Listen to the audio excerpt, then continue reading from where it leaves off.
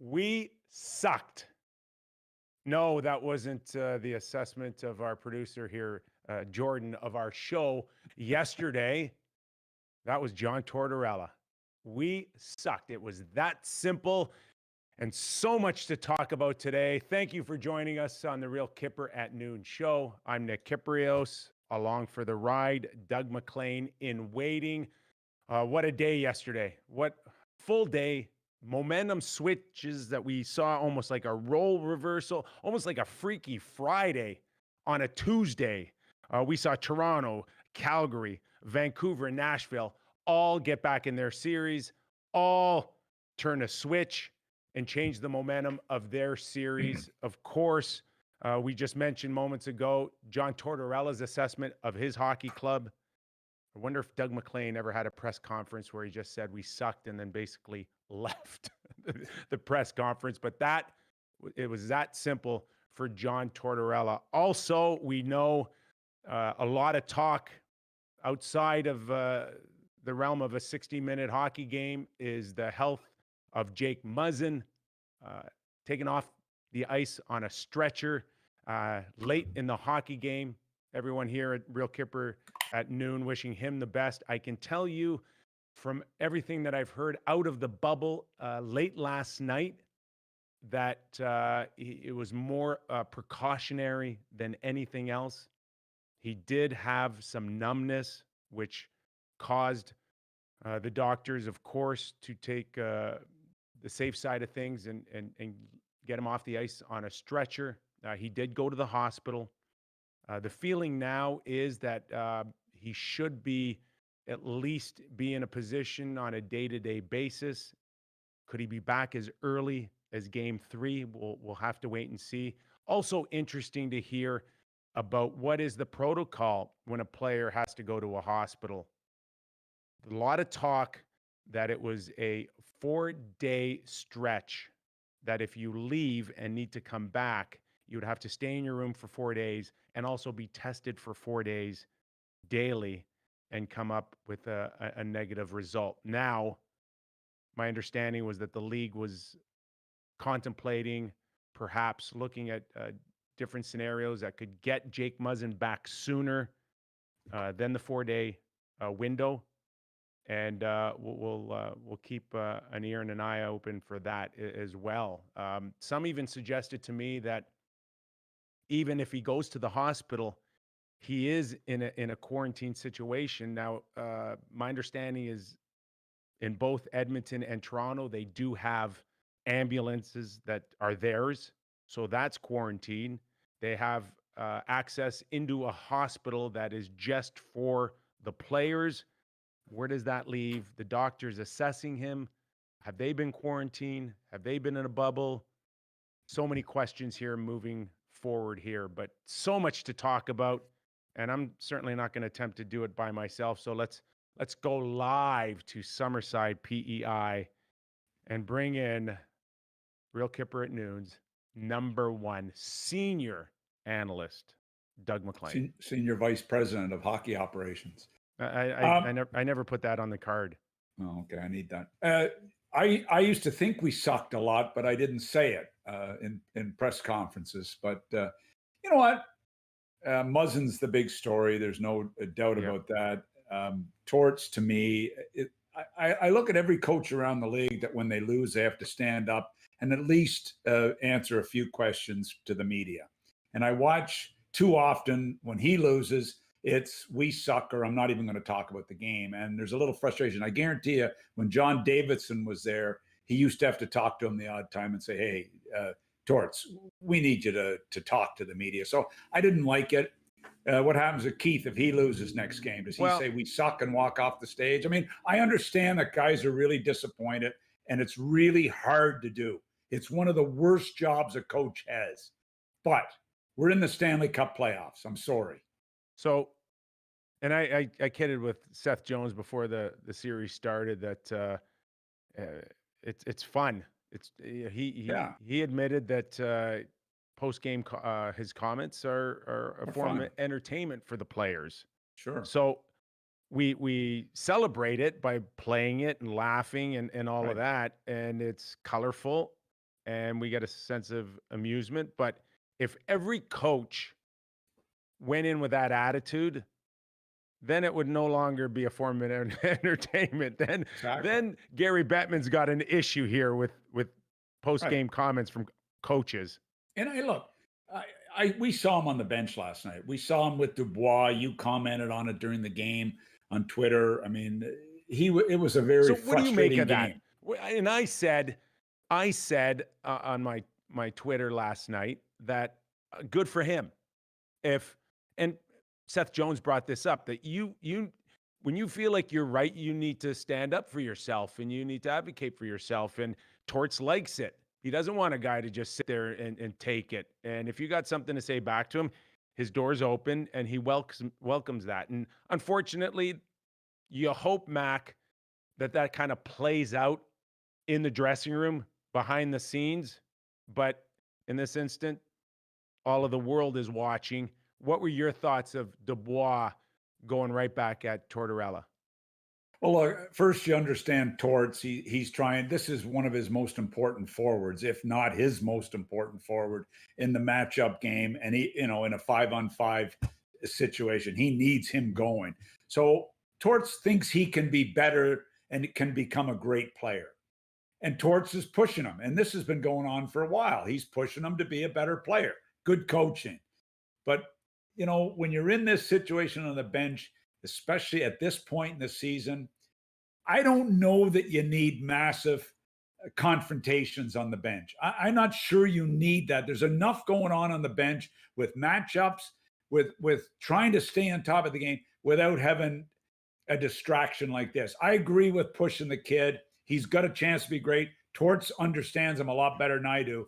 I just don't know. You know, as a coach on the bench, when you are going to get a reaction. When I was coaching, I knew if I went a little bit further, I was going to get it back to me.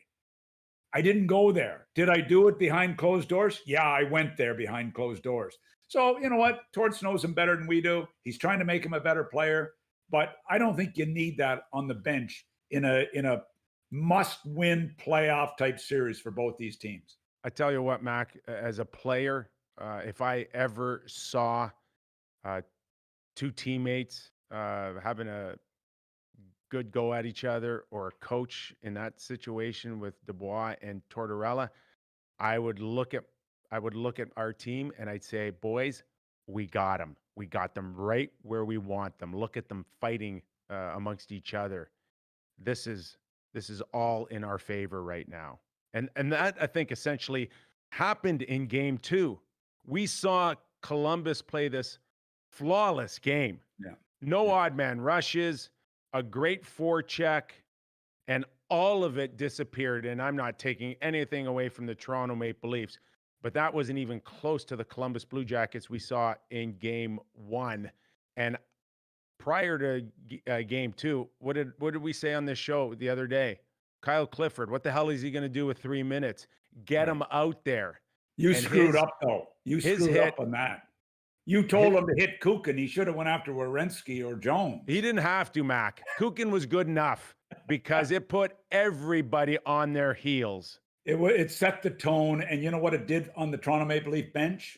It made them all just stand a little taller, and everybody knew that this was a serious situation and this was a serious game. I give full marks to Toronto for the way they come out and played. They played their tails off in a must-win situation. Every one of the players gave a little extra, and a good game plan by Keith. Columbus didn't touch the puck. They may have been in good defensive position, but they didn't touch the puck. But still, did you see how hard it was still? When Columbus weren't having a great game up ice, you still had a hard time getting the puck to the net. And Korpisalo still had to make a ton of great saves because the Leafs kept coming and coming and coming. I give Tavares, look, we called out Tavares on the show yesterday. This guy didn't quit. Had to score. He had to score. He had 8 or 9 opportunities, shot attempts after 2 periods. And what did he do in the third? He kept coming and kept coming. Full marks, or as the second period wore on, he knew he had to score. And I'll tell you what, he made a big play. And Matthews played hard. Marner was better. I still think Marner can take his game to another level. I love the way the Leafs played. Full marks to them. Yeah. Columbus couldn't touch the puck. And then, speaking of physicality, you really appreciated Jake Muzzin as well, Mac. Jake Muzzin was so physical. He matched everything Columbus had shoulder to shoulder, and you just wonder now if he can play in a pivotal now game 3. If he doesn't, that's a big loss.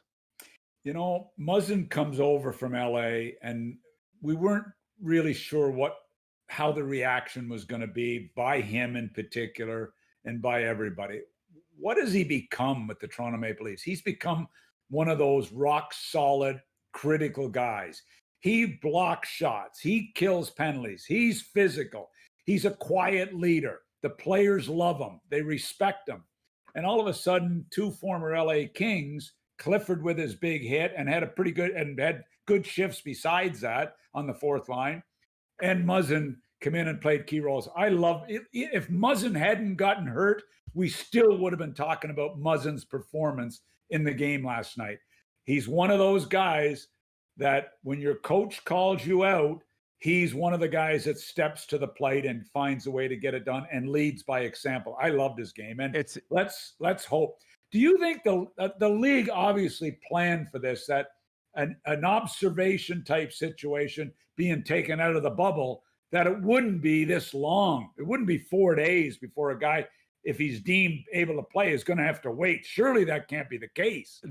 You got to remember, there's medical doctors here that have really played a major role in setting up protocol here. So if that's what they thought that was in the best interest of keeping this virus out, then what happens now? Well, the problem is. So let me ask you, if in fact it is 4 days that they agreed upon, how hard would Columbus now be lobbying to say, we got to stick with that? Totally. But you know yourself from being a player, the number of times you get stingers in a game and you think, oh man, I've got a serious injury on my hands. And then you find out, well, in a period, you're ready to play.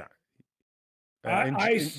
Jake told a few players that was the case, that he felt a little bit of numbness, and that was enough for the doctors to go right to the very end in terms of being as safe as possible. So I talked to a few people, and the first thing you worry about is a fracture in the neck area. Right. Totally. So I don't blame them to be 100% cautious. Yeah. It's always about the player's health. But if he's now able to play the next game, and he has to wait for it, and we don't know that. We maybe he can't play. But if he is deemed that he can play and he's got to wait 4 days, oh my God. You're right. Columbus will be pushing, and Toronto will be pushing the other way. Yeah. And then you know it. If Jake plays the next game, and they've maybe tweaked a few decisions in the process, everybody, not just Columbus, but everybody will sit there and go, well, it's the Leafs. It's Toronto.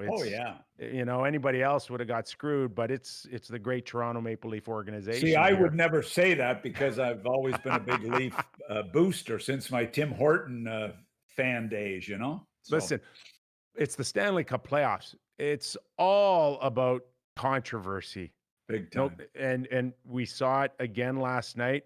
Hits again that are questioned. Before we get into Calgary and Winnipeg and the Sam Bennett hit on Perreault, what did you think of the cross-check? People are screaming right now for Pierre-Luc Dubois to be suspended here. I'm missing that one. I'm sorry. I know there was a push. I know what it was. He goes into the other player's knee or leg. I'm sorry. That is not a suspension to me. And I know they're screaming for it because of the Kadri. Come on. This is not the Kadri hit. This is not comparable to Kadri. Yeah, I don't know if they're screaming. You're telling me they're screaming.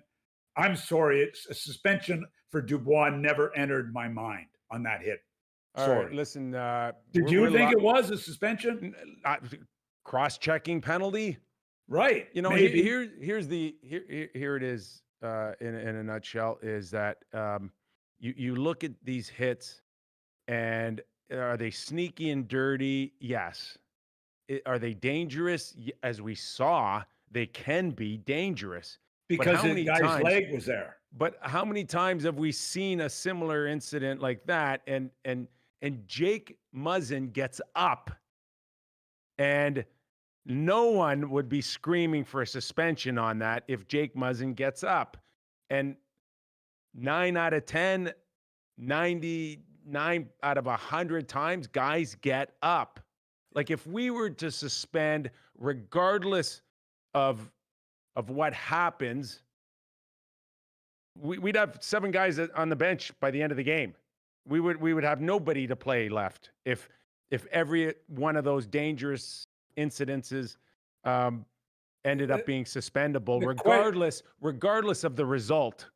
The question is, when Dubois cross-checked him, if that's what it was, did Dubois think he was going to go into the guy's leg and get hurt? Come on, you're battling, you're pushing, to me, I'm sorry, but if that's a suspension, I give up. If that's a suspension, I need more off. I'm with you. Nick Kypreos here with Doug Maclean. You are here on Real Kyper at noon. We are live streaming. We are getting ready for another big day of hockey here. My associate here, Michael Bannock Jr., is telling me that Muzzin is back at the hotel. And did they deem him unavailable for the rest of the series? Will not be available. For the rest of the series. That is big. He will remain in quarantine. He is back at the hotel in quarantine, we believe, and unavailable. Wow, that's big news. That is big news for the Toronto Maple Leafs, and we're first and foremost, we're very happy to hear he is back at the hotel. Right. No question that if it was anything real serious, that wouldn't be the case. So that, as Zach Werenski said last night, is first and foremost the health of Jake Muzzin. That is great news, but unfortunately for Leaf fans, not so great that he will not be available the rest of the series. So it says here he will remain in quarantine within the hotel and look to rejoin his teammates upon recovery. So that would tell me that he's not able to play due to the injury, or is it due to the quarantine? It looked like it's due to the injury, right? Well, first of all, game 5 would roughly be at the time that his quarantine would end at 4 days. So I don't believe for one second that it has anything to do but his health. That's what I would think. And his recovery. Yeah. So a good news, bad news Big scenario loss for the Toronto Maple Leafs. Mac, you had called out Tavares and Matthews to step up. They did. If you look around the league last night, a lot of the teams that were able to battle back to tie up their series in Calgary and Vancouver, they also got big efforts from their top end guys. If we go to Calgary and Winnipeg, we see Monahan, Gaudreau, Lindholm with 7 points on the night, 5 of them on the power play. Yeah, look, they were 0 for 6 the game before. This has been a bizarre series. Have you seen a playoff series with such a lack of discipline? Bad penalties at bad times. You got the disallowed Lucic goal. Then Lucic takes a bad penalty at center ice. Then they score. I mean, it's been back and forth. Bad penalties, bad discipline, goals resulting in it. And last night, the Calgary Flames came out on top because of their power plays. We talked about Monahan's game. You talked about it yesterday. Monahan was a horse last night. He gets a tough hit into the boards by Harkins. He comes back, scores on that power play. He made some big plays. He and Gaudreau and Lindholm were different makers. But I'll tell you what, Tkachuk, Manaponi, pronounce that kid's name. Mangiapane. Mangiapane. Mangiapane. And Tkachuk and Backlund were real good. So I'll tell you what, their top six was real good last night. And you know what? We talked about it yesterday. Could Winnipeg muster it up? I didn't think they could. I thought Hellebuck would have to be the difference if they were to make it. They didn't have the juice last night. That was the game. They were at a juice, and they need a Line or Scheifele back here real fast. Mac, that was the game we were expecting in 2 for Calgary to take advantage of, and they couldn't, and they did in game 3 here. So you got to assume that Winnipeg has to put them away right now. If I told you that there'd be subpar goaltending out of Markstrom and Hellebuck, let's just touch a little bit on Hellebuck. I think it was real early. It was like a 40-foot shot out of Sam Bennett that he even had trouble on corralling the rebound. Sam Bennett goes in and almost buries an early goal. He made a spectacular save, but Hellebuck, and Kelly Rudy talked about it last night as well, just looks uncomfortable, just doesn't look like that Vezina type of season that Winnipeg fans were hoping for. You know, we saw in the Vegas series a couple of years ago where he mishandled the puck behind the net. Same last night. And Mangiapane, the pony man, he throws it out into the slot. Big goal. So, you know, Hellebuck, he's looked great at times. I mean, let's not forget in game 2, he was real good. Last night, thought an average performance. Talbot's the guy that surprised me, Nick. You know, he's been up and down the last couple of years after having a great run in Edmonton, and I'll give him full marks. He beats out the guy. He wins the number 1 job coming out of camp, and he's been really solid and really steady. So full marks to Cam. Before we move on, Sam Bennett's hit on Matthew Perreault. It was not on the numbers. I saw shoulder to shoulder. Again, unfortunate results because of it, but come on, let's not start this parade to the suspension box here. I thought Pro had turned enough and was looking almost turned right away. I don't see that as a suspension either. You know, they've been throwing out some fines, which I like. Suspensions, let's sit tight unless it's a egregious hits. There you go. How can I say egregious and not say Mangiapane? We'll fix that for you. Don't worry. Athanasio. That was good. Not bad. I've been working on that one, but he hasn't done anything, so I can't say his damn name. Not yet. Okay, Bo Horvat, no Toffoli. Jake Virtanen comes in. Besser slides up, and Bob's your uncle. That series is tied 1-1. Sometimes your biggest breaks as a coach is when, you know, you get a guy injured and you have to shuffle your lines. And, you know, not to say that's a Scheifele situation with Kopp coming up and doing a hell of a job as a young guy in that role. But when they put that, they call it the lotto line out there, 649, I guess. But I'll tell you what, when they put that line together last night, JT Miller has a great game, big goals. Besser was maybe their best forward. Pettersson was absolutely terrific. And then they bring in Eriksson, who was a healthy scratch. He's been in the doghouse for 5 years. He comes in and plays on the line with Horvat and all of us and Pearson. And that top 6 were big difference makers in that game. So sometimes you get a break and have to shuffle your lines. You hate to see Toffoli out, but I'll tell you what, those 2 lines were real good last night. And what a comfort zone for Quinn Hughes last night. Big time. He played a hell of a game. Total domination of the tempo of the game right there out of that kid. Oh, he is so composed. He sees the ice. I mean, the puck is on his stick. Yeah. He sees 3 options at a time. I mean, you dream to get a guy like this. So it was really it was fun to watch these guys play. And you know what? I'll tell you what. A couple of big saves by Markstrom on one in particular on Stahl in a 2-1 game. That, you know, those are the big saves you look at. So for Markstrom and a couple at the end, it was a 4-1 game. They scored 2 late goals. He's having trouble with Fiala. He's the only guy he's having trouble with, Markstrom. But I'll tell you what, I like Markstrom's game a lot better. So good performance in a must-win by the Canucks. I'm watching the pivotal goal that JT Miller scored, and it was fantastic. Oh. But I'm watching the toe drag, Oh. and good on him. It looks great, and what a finish, what a shot. But I'm watching going, what is Matt Dumba doing?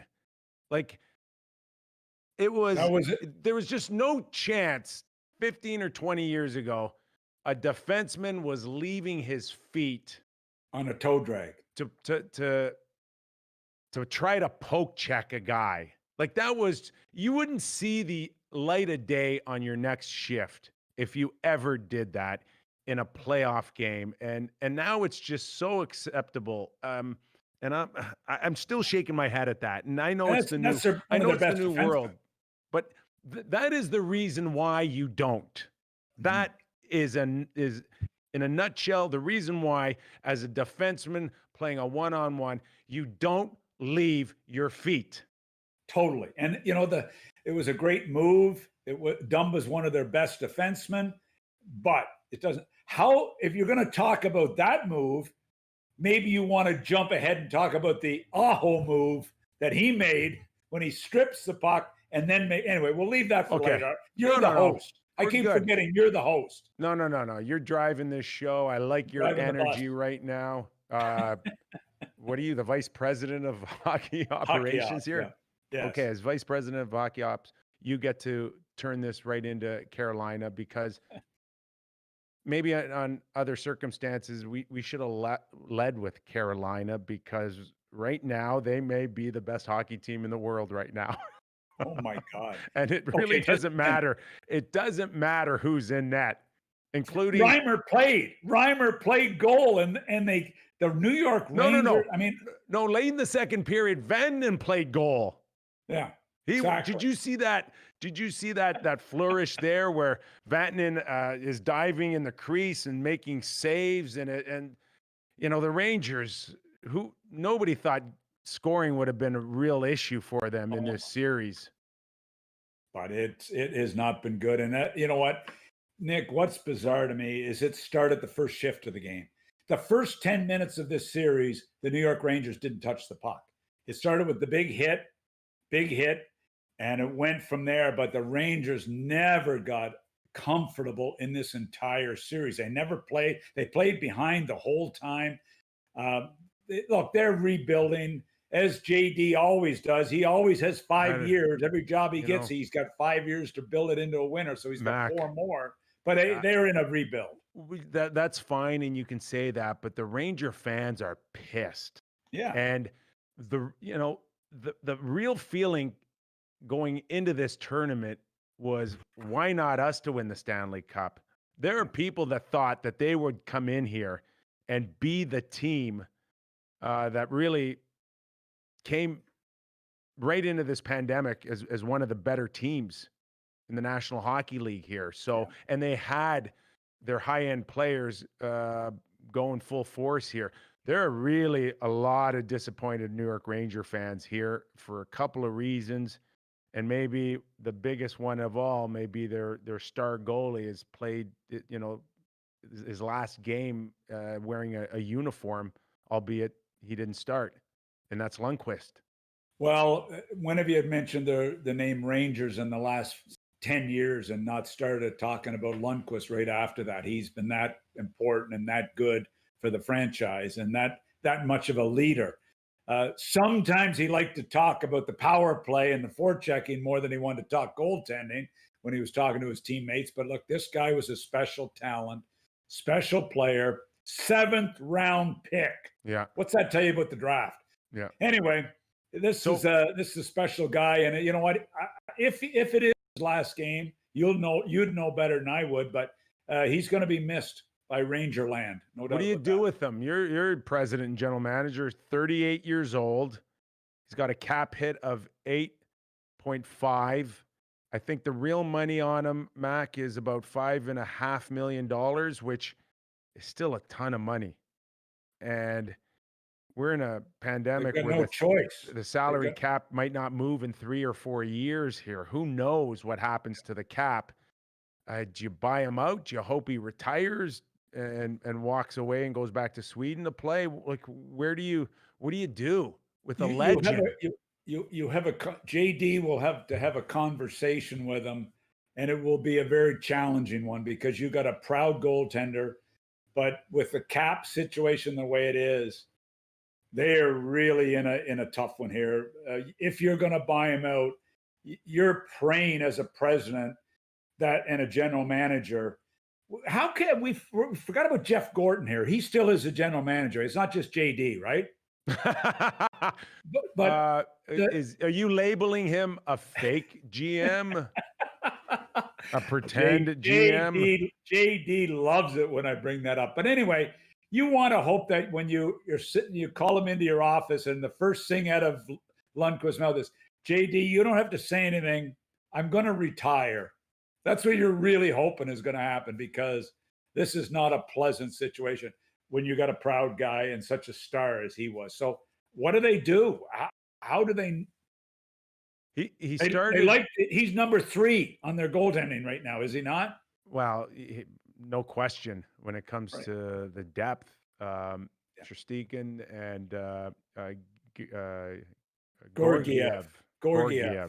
You got to get your pronunciations down, Nick. You can't even pronunciate. By the way, Mac, I apologize. The light went off in my bottle. I had to drink it. There you go. Lundqvist,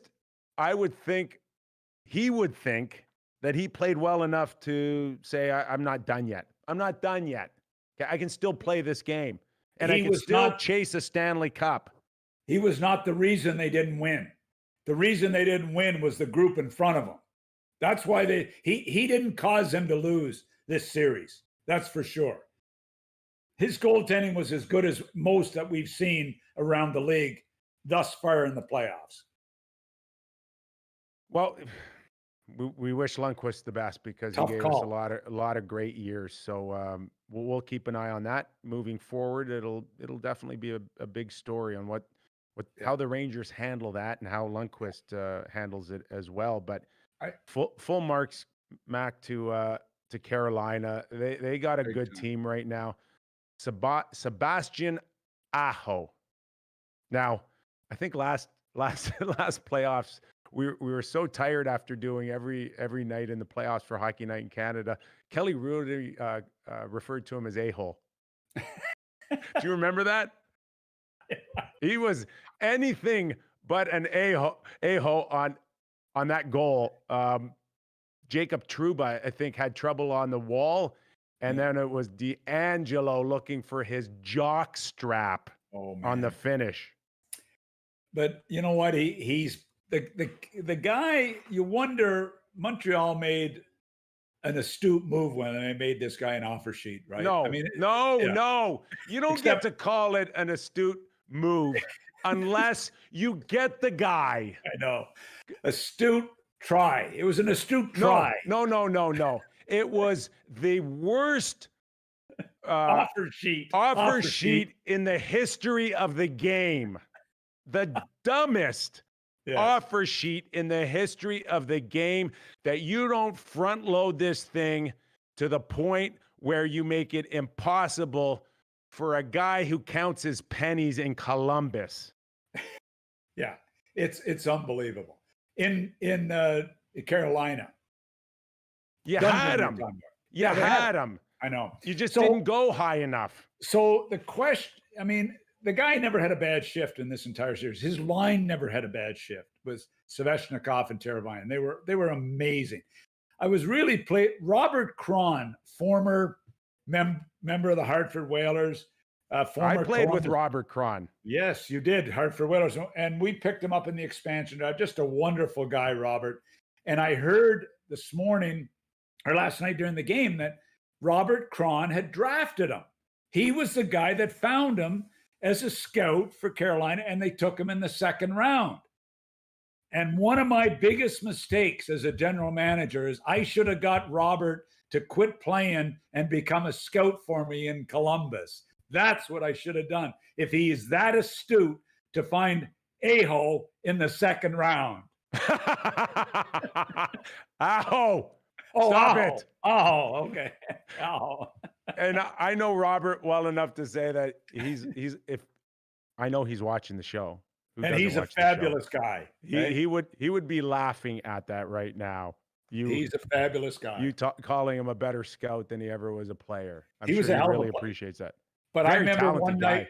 I remember one night we're playing Columbus. We're playing in Florida, and you know the rule where if you came from a previous team, you had to put money on the board. Yes. So we're playing in Florida.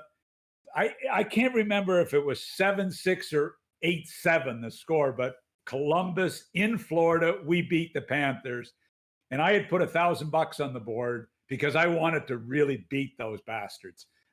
Excuse my language. But no, tell us how you really feel, man. This is Robert Cron. When Robert took the $1,000 off the board at the end of the game, and I was so excited. He scored the winning goal. Funny how you remember little things. Robert Cron was a great kid. And you know every time you save money, you remember that story, right? Now, okay, we saw our first sweep out of Carolina. Yeah. And Mac, they're going to have maybe a week off. I'm told now Carolina's lobbying hard to the National Hockey League that we can't keep them in this hotel here, okay, for a week. Wow. And they're going to get tired of practicing and coming home and sitting around doing nothing. You got to let us get them out of here. Wow. Interesting. Would you be doing the same thing, trying to get different ways to keep these guys engaged for the next week?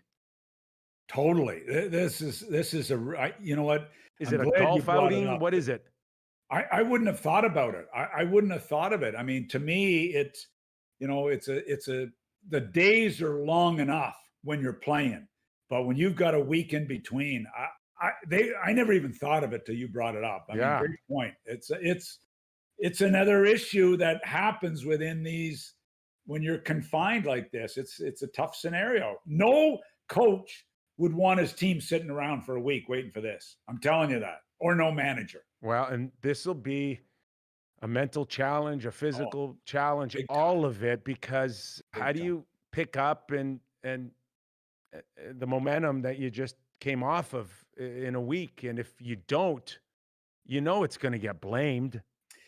I'll tell you another thing that was real important for line movement, for Real Kyper, and for Doug Maclean was that we saw these teams win. Because if you recall a week ago, we were picking our favorites. And I started this series off 1-7 after the first 2 days. So for Vancouver to win and for Winnipeg to win and for some of these teams to win, it made line movement think that maybe we'll keep these guys around a little longer. We're at least back in the mix with some of these series being extended. Well, there you go. You still have a chance to look good. Is that what you're telling us? I didn't want to be embarrassed. I don't have to look good. I just don't want to be embarrassed. Well, I got in bed the other night. I said, Jill, I'm an expert picker on line movement, and I'm 1-7. We can't she help said, you. Good luck with that career. We can't help you with trying to make yourself look good. That you're on your own on that. Yep. Mac, we have how many games? We got 6 games on tap in what, less than 30 minutes.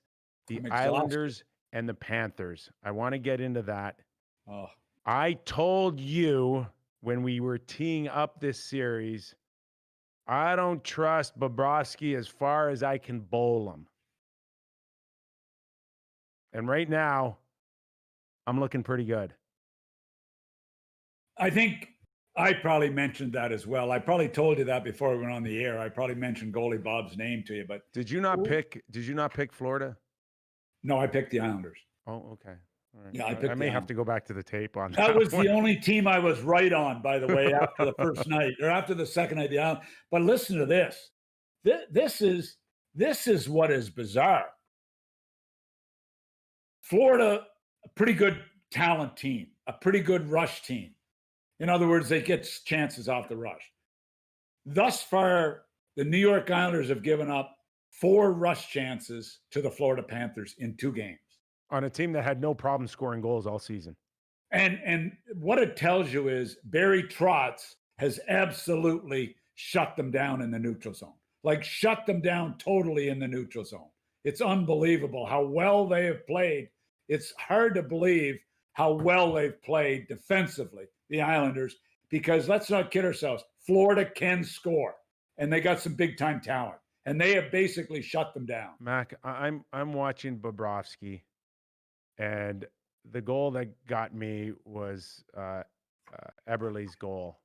Yeah. That it comes across, he comes out to challenge. He looks okay. Eberle pump fakes one time, right? And just delays it enough where he now cheats to the glove side By a foot. And overcompensates to the point where he completely loses his post on the short side. And I'm sitting there going, this guy's lost all his confidence. Bad I think goal. that the Terrible players have lost all their confidence in him. He is not remotely in a place where you need to be between the ears to now warrant your $10 million salary. What does Florida do going into this afternoon? They've got what? Chris Drieger. How big are your cojones to make that switch now? But you know what? They had to make that switch down the stretch to make. They were fighting for their playoff lives, and they had to go to Drieger down the stretch because they were so frustrated with Bobrovsky. So now you've got Dale Talon fighting for his job as a general manager. You've got a $6 million. I mean, let's not kid ourselves. You bring in Joel Quenneville at $6 million a year, and you bring in Bobrovsky at $10 million a year for 7 years. You don't expect this if you're the owners and management of the Florida Panthers. I'm sorry. This is as bad as it gets. If he's got to win the game, or they got to get him the hell out of there. Well, if you're Dale right now and Joel, it's not a very hard decision. You got to put Bobrovsky back in. You have to. But I know this: I wouldn't be leaving him there too long if he's stumbling. Wow. You know, listen, that's the challenge. You are. Excuse me. Sorry about that.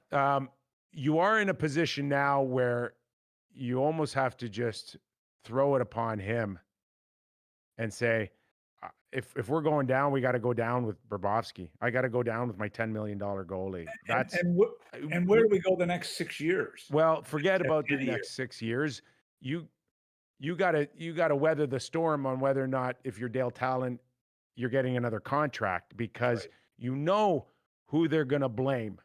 And Dale has to go back to the ownership group and say, it's a $10 million goalie that didn't play like a $10 million goalie.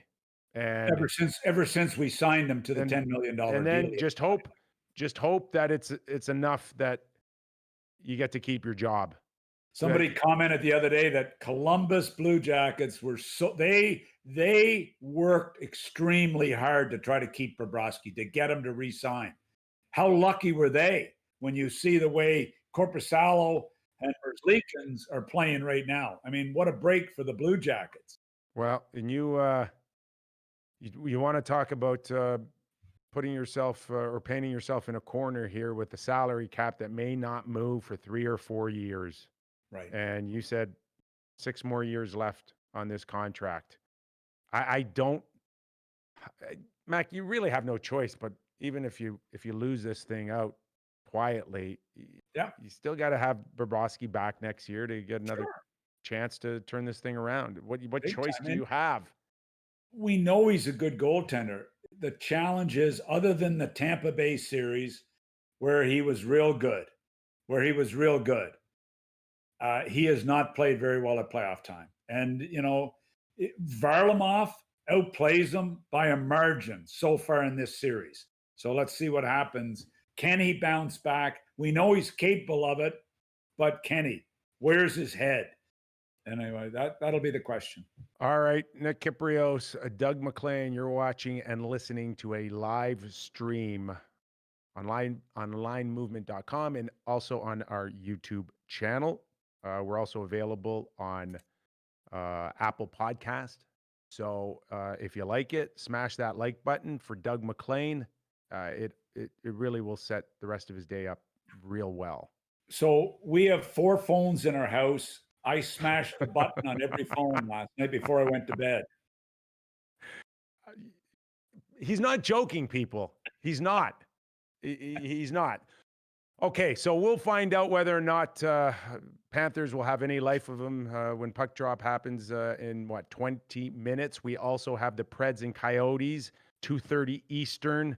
Mac, a couple of games that, you forget there's a round robin going on here. And we've got Tampa Bay and Boston today, and Avs and the Stars at 4:30 and 6:30 respectively, Eastern time.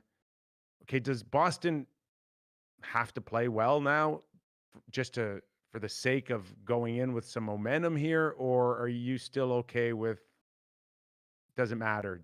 It won't count until these are elimination type of scenarios going into a best of 7. No, the conversation going into the game by the leadership group and by the coaching staff will be, come on, we got to get this going. Today's the day we got to get this going. We got to be ready to play. We've got to get a little more rust off. We got to be a little more focused. We need to come out of this game with a good performance so that there's some positives moving forward. Too good a season to not turn it around tonight, in my opinion. By the way, there's one point I wanted to make. How is the Nashville Arizona series going? Have you watched it? Because I can't fit it in.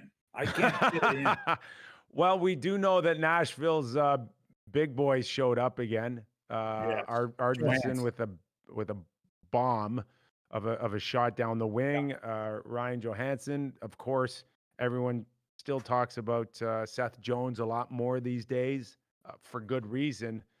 But they looked a little bit better. I didn't like the finish to it a little bit. Saros seems to be their guy. Yeah. Pekka, if he didn't start the other night, then he's done. He's done. So that's good.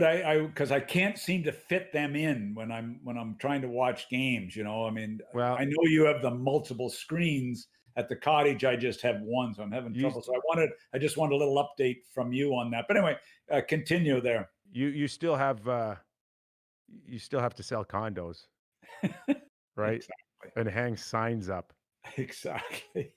More importantly, primetime games tonight, 8 p.m. Eastern, Pens and the Canadiens, and Oilers and Blackhawks. Where do you want to go first? Julian says he's going to have a few tricks up his sleeve here.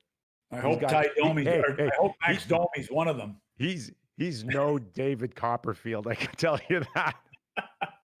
You know what? I think the Pens will be better tonight. I think they'll be better than they were last game, and they were improved. I think Sid and Malkin, I think the power play will even be better. I love this Marino kid, what he brings to the table. Letang's been good. I just see the Pens, unless Price steals one, I see the Pens ending this tonight, and you know what? Getting ready to move on. They're getting some pretty good play by Gensel, Rust, Sheary's 1-1. 1-1.